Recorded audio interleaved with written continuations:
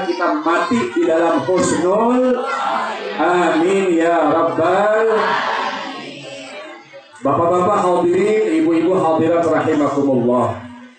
Saya dikasih tugas sama akhi nafillah Kiai Haji Nanung Syanwani. Beliau kasih saya pertama. Saya tahu beliau senang sama saya karena saya nggak lama-lama. Ibu-ibu juga senang banyak sama saya karena saya kalau diri nyampaikan sesuatu memang nggak pernah lama. Alasannya modalnya nggak ada, hafalannya pun nggak ada, ilmunya pun nggak banyak, jadi nggak lama-lama. Ustaz Sanwani senang begitu, ibu-ibu juga senang begitu. Insya Allah nanti yang enakan lagi, yang berjeter sama Ustaz Kiai Haji Nanung Syanwani. Dan insya Allah nanti ada tamu dari Bekasi menyampaikan tausiah nasihat buat agama yang insya Allah jadi ilmu manfaat buat kita. Amin. Ya Rabbal Alamin. Sedikit saja saya menyampaikan, ini benar-benar sedikit ya. Sebagaimana kita ketahui bahwa ini malam kita Isra Mi'raj Nabi besar Muhammad Shallallahu Alaihi Wasallam. Intinya Nabi bertemu dengan Allah Subhanahu Wa Taala. Kemudian Nabi dikasih tugas buat Nabi dan tugas buat umatnya, yakni sholat yang 50 waktu. Kebanyakan 50 waktu umat Nabi enggak kuat. Kata Nabi Musa, minta lagi dikurangin ya Rasulullah, ya Muhammad Shallallahu Alaihi Wasallam. Karena umat aku saja yang gede-gede, yang besar-besar badannya, yang tenaganya banyak banget, nggak kuat ngerjain sholat 50 waktu dalam sehari semalam. Minta balik lagi sama Allah Subhanahu Wa Taala, dikurangin 45, dikurangin 40, dikurangin 35, dikurangin 30, terus sampai tinggal 5 waktu. Sampai tinggal 5 waktu, tapi pahalanya sama dengan mengerjakan 50. Alhamdulillah. Jadi berkat Nabi Musa alaihissalam, kita terima kasih. Dalam satu hari satu malam, kita hanya kewajiban mengerjakan 5 waktu saja. Itu pun bagi laki-laki yang sehat dan perempuan yang sehat tanpa ada gangguan halangan. Seandainya orang perempuan, ibu-ibu, saya nggak bicara nenek-nenek. Karena nenek-nenek kemungkinan nanti ada tamu, nggak ada tamunya lagi ya. Nah, kalau ibu-ibu nenek-nenek masih terus, ya. Ini ibu-ibu yang remaji, ya, yang gadis-gadis bisa jadi nanti ketika ada datang tamu bulanannya, ya, tamu bulanannya menstruasi, maka kira-kira orang yang lagi disuruh sholat apa tidak? Wajib sholat atau tidak? Tapi kalau puasa Ramadan, ya datang lagi lagi head, datang Ramadan, kira-kira puasa apa enggak? Enggak juga. Cuma nanti selesai mennya, kalau puasa diganti kagak? Ganti apa enggak? Yang bener nih, kita lain ilmunya nih. Ini lain ilmunya ntar nih. Ganti apa enggak? Oh mantap. Berarti enggak bergerak, enggak berubah, enggak berpengaruh. Tapi kalau sholat, ganti apa enggak nanti setelah men selesai? Nah ada yang kagak nih. Ya, kalau orang perempuan mens 1 hari, 2 hari, 3 hari atau sampai 2 minggu, ya, mens atau yang biasa ada 7 hari dia men, ya. Kemudian selesai mennya, bersih suci darahnya, wajib ganti tidak sholat yang seminggu tadi. Wajib ganti enggak? Kalau yang ganti rajin, tapi nggak ngikutin siapa-siapa, ya. Siti Aisyah, istrinya Nabi Shallallahu Alaihi Wasallam, ya, istri Nabi yang dinikahkan sama Nabi dalam keadaan perawan. Beliau bilang begini, kunna nu'maru bi qada'is shaumi wa la nu'maru bi qada'is shalah.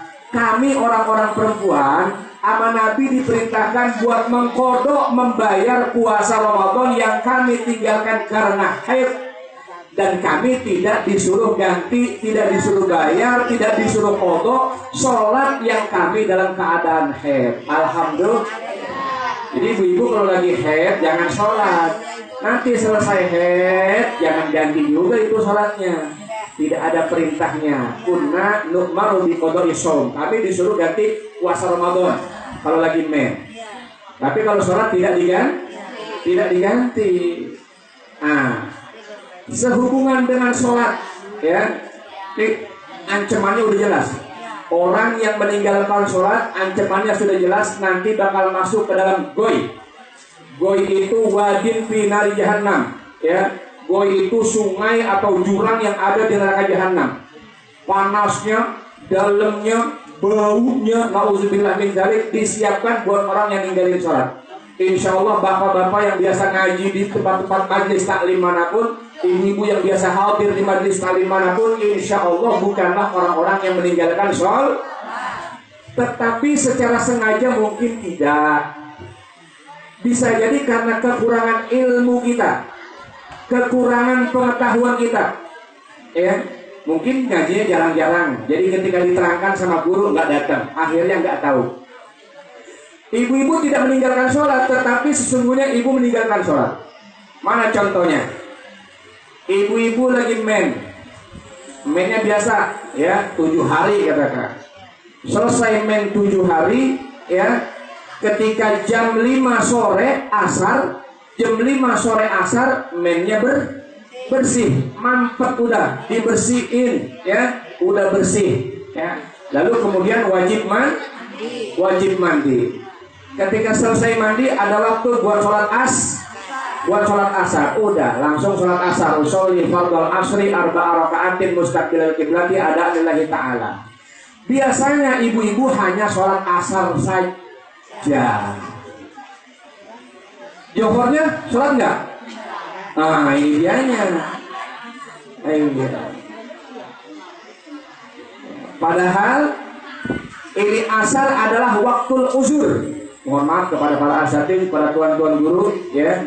Bila ada kesalahpahaman, ada kekurangan pengertian, tolong nanti dibenarkan. Asar ini waktu uzur. Asar dan zohor waktunya sama. Zohor dan asar waktunya sama. Lihat aja kalau orang pergi musafir, ya, pergi jalan-jalan, pergi ziarah. Biasanya kalau dia sholat zohor, dia tarik asar, namanya jamak takdim. Ya, kalau nggak mau sholat zuhur dulu lah, ntar aja sholat asar, namanya dijamak, ya. Jadi jamak takhir. Ya asar waktu zuhur, ya zuhur waktu asar. Jadi orang perempuan yang selesai mennya, katakan selesai jam 5 atau jam 4 waktu asar, maka dia wajib mandi bersih-bersih, kemudian sholat asar, lalu diteruskan dengan sholat zuhur. Oh, ini yang kadang-kadang perempuan-perempuan, ibu-ibu, gadis-gadis, apalagi anak perempuan sekarang yang baru gede, ya, yang setiap hari selalu pegang gadget aja, ya, ilmunya di sini aja. Ini kagak tahu kadang-kadang kesalahan orang tuanya. Kita kagak tahu ternyata diri kita kagak sholat zuhur. Kita nggak tahu anak kita yang perempuan nggak sholat zuhur. Dia pikir dia nggak ninggalin sholat zuhur. Kenapa? Karena dia selesai mennya asar. Sama begitu juga waktu subuh, ya, begitu juga subuh. Kalau malam-malam kita masih men ya orang perempuan nih. Jadi ini ilmu buat orang perempuan aja dah, orang laki terbelakangan atau yang lain aja dah. Ilmu buat orang perempuan. Malam-malam men. Jam 4 malam dia bangun. Ya, jam 4 malam dia bangun, dia mendusin. Dia lihat bersih udah.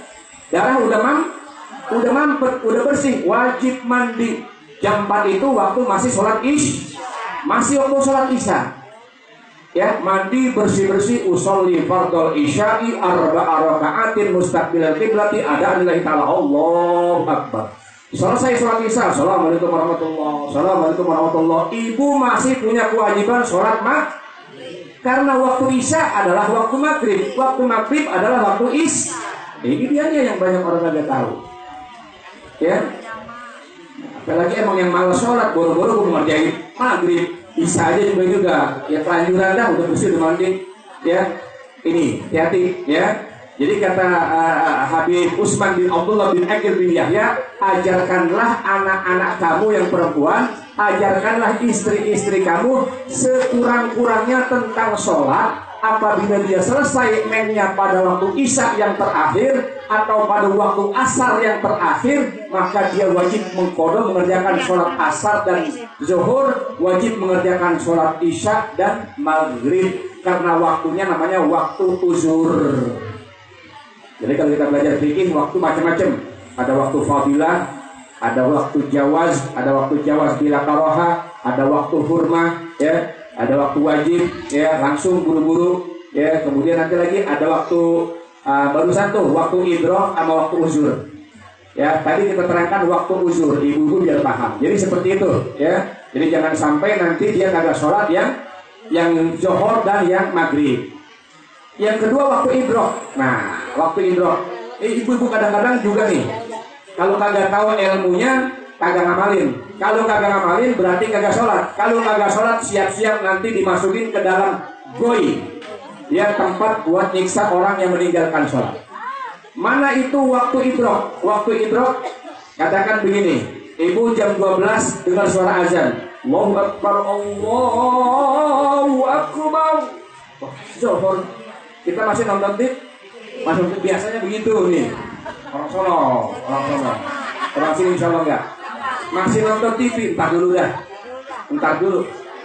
dulu. Pas jam setengah 1 atau jam 1, sholat dah ke kamar mandi. Pas ke kamar mandi dibuka, ada kecapnya. Men lagi, ya kan? Hilang dia, alhamdulillah. Berarti gua kagak sembahyang gua nggak sembahyang johor. Kata siapa nggak sembahyang johor? Kata ulama, ini waktu idrok. Anda sudah mendapatkan waktu untuk sholat, tapi Anda tidak sholat. Yang tonton TV dulu atau yang lain dulu, pas mau sholat ada halangan. Ingat, ente punya hutang sama Allah Subhanahu Wa Taala waktu sholat johor. Mainnya berapa hari? Seminggu atau 2 minggu? Ingetin, mau seminggu ke 2 minggu, inget. Kemarin itu waktu lagi nonton TV, aturan waktunya sholat, kita kagak sholat. Pas mau sholat ada mennya, kagak jadi sholat. Ingat, nanti pas bersih, pas suci, mandi yang rapi, niat usolli fardhu zuhri 4 rakaatin mustaqbilal qiblati qada'an lillahi ta'ala. Aku niat sembahyang sholat zuhur 4 rakaat mengkodok yang kemarin tuh, yang waktu lagi nonton. Perempuan begitu. Bukan johor doang, asar juga, maghrib juga, isya juga, subuh juga. Pokoknya ibu perhatikan kapan ibu datang mennya. Ya, kalau nenek-nenek udah men enak. Ya, yang masih perawan dan sebagainya, hati-hati. Ya, mau jadi itu buat orang perempuan, orang laki juga, hati-hati. Orang laki ingat, ya, kadang-kadang dapat waktu idrok. Kadang-kadang dapat waktu idrok. Jam 12 siang orang-orang mampir ke masjid, mampir ke musola, tetap aja dia nyari apaan? Nyari pelanggan, ya, nyari orderan.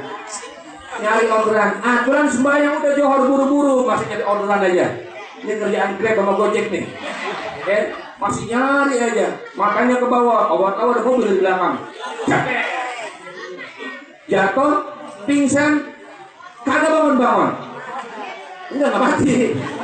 Koma di rumah sakit sebulan 2 bulan, ya, ditegurin kagak tahu, diapain kagak tahu, udah nggak tahu apa-apa. Orang yang kagak tahu apa-apa nggak wajib sholat, nggak wajib sholat, dia udah nggak sadar sama dirinya sendiri. Alhamdulillah Allah kasih sehat lagi, baik lagi, ya, sehat lagi, baik lagi. Ingat, sebulan yang lalu, 2 bulan yang lalu lagi nyari pelanggan, ya.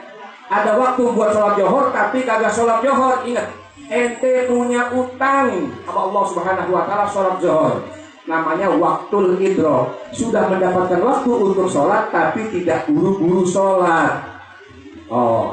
Makanya dalam ilmu nanti ada yang wajib ngerjain sholat, ada yang wajib azam di hati. Buru-buru ketika azan Allahu Akbar, niat di hati buru-buru. Aku niat ingin sholat di dalam waktunya. Kenapa masih repot kan? Lagi terima tamu dan sebagainya. Kita niat sama Allah Subhanahu Wa Taala masuk sholat. Saya niat akan mengerjakan ini waktu sholat di dalam waktunya. Seandainya kita nggak sholat juga keburu mati, Allah tidak tuntut kita waktu sholat yang hilang tadi. Kenapa? Karena kita udah niat mau sholat.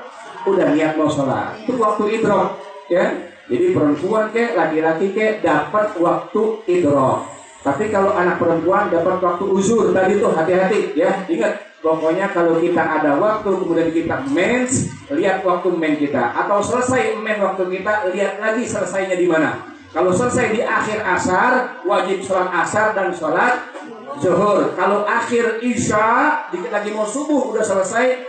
Misal waktu tinggal 5 menit doang, 5 menit lagi masuk waktu subuh, tetap wajib sholat isya dan wajib sholat maghrib. Tuh namanya waktu uzur. Ini wajib diketahui oleh orang-orang perempuan. Mudah-mudahan ilmu yang sedikit ini manfaat buat kita amalin, selamat kita di dunia, selamat juga di akhirat nanti, kita, keluarga kita, anak-anak kita, insya Allah kumpul lagi nanti di surga Allah Subhanahu Wa Taala. Amin ya Rabbal. Demikian, assalamualaikum warahmatullahi wabarakatuh. Waalaikumsalam.